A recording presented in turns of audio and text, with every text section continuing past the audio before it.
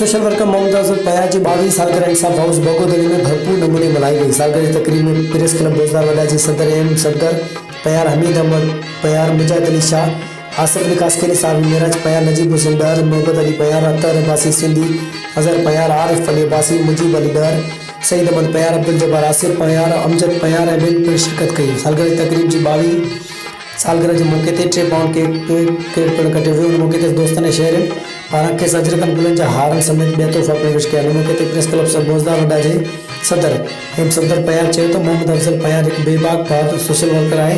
असांखे सालगिरह जी मुबारकबाद पेश कयूं था। उन मौके ते दोस्तनि पारां जनम ॾींहं जूं वाधायूं पिणु ॾिनियूं ऐं उन मौके ते हमीद अहमद पयार चयो त मोहम्मद अफजल पयार बहितरीन सोशल वर्कर आहे ऐं सदाई हक़ ऐं सच जो आवाज़ सोशल मीडिया ते लिखंदो रहियो आहे। उनखे असां सलाम पेश कयूं था।